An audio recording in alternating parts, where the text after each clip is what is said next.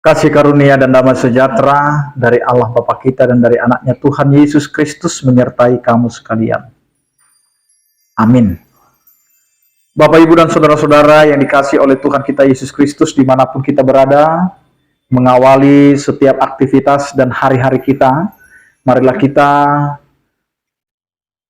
memberikan waktu sejenak untuk mendengarkan firman Tuhan yang tertulis di Matius 14 ayat 23, demikianlah dikatakan.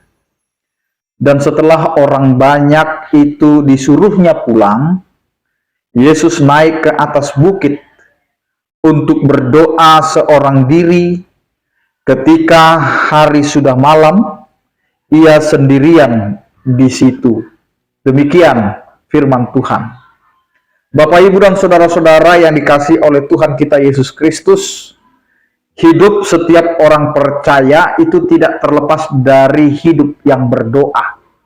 Bagaimana kehidupan kita yang mengimani Tuhan sebagai Sang Pencipta yang selalu menyertai kehidupan kita.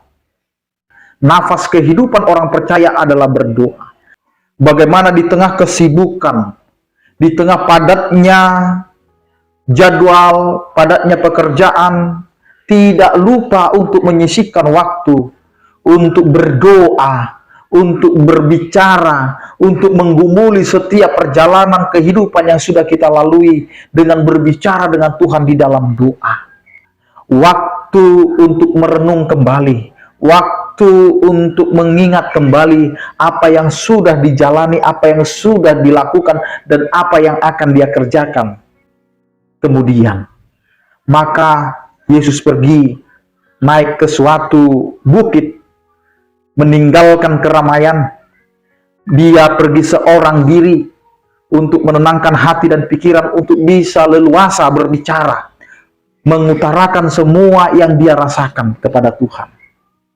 Bukan berarti Yesus tidak bisa melakukannya itu sendiri dengan kuasa yang sudah ada. Sebagai Allah, anak Allah yang memiliki kuasa untuk mengendalikan bumi ini, mengendalikan dunia ini. Tetapi dia tidak pakai itu, tetapi dia memakai bagaimana dia sebagai manusia di dalam keterbatasan, di dalam kelemahan, dia memiliki yang namanya relasi hubungan dengan Sang Pencipta. Hubungan inilah Bapak, Ibu, dan saudara-saudara yang harus kita teladani dari Yesus Kristus. Dia tidak mau terlepas dari Sang Pemilik kehidupan. Sehingga kita sebagai manusia, sebagai ciptaan, harus tetap ada hubungan yang erat dengan Sang Pencipta. Maka marilah kita beri waktu kita menyendiri, mengkoreksi diri, untuk tetap melihat kembali apakah kita sudah menjalani hari-hari kita, apakah kita sudah mengandalkan Tuhan dalam setiap perjalanan hidup kita. Jangan sampai kita jatuh ke dalam kemegahan, bermegah dengan diri sendiri, bermegah dengan apa yang ada dalam pikiran hati kita, seakan-akan kita sudah mulai merasakan tanpa saya, tanpa aku, tanpa kekuatanku, tanpa pikiranku, ini tidak akan bisa terjadi, sehingga kita jatuh kepada kesombongan. Ada orang yang jatuh kepada kesombongan iman, dia merasa dia sudah paling benar dan paling beriman. Ada orang yang jatuh, dia kesombongan bahwa dia adalah orang yang paling pintar, paling sukses, dan lain sebagainya.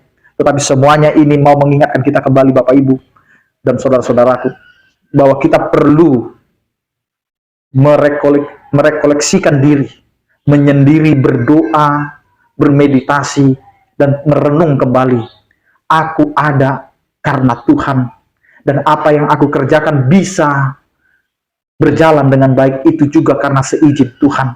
Dan ketika aku dapat menjalani pergumulan, ketika aku menghadapi tantangan, bahkan aku menghadapi yang namanya kedukaan, bahkan yang tidak nyaman sekalipun di dalam kehidupan kita, maka disinilah kita mulai merenung kembali bahwa sesungguhnya Tuhan mempersiapkan apa yang terbaik untuk kehidupan kita, meskipun harus kita hadapi dengan kesakitan, dengan ketidakterimaan kita, karena Tuhan mau mengatakan kepada kita, marilah menyendiri, marilah kita datang kepada Tuhan dan berbicara sebagai orang yang beriman, yang memiliki hubungan yang dekat.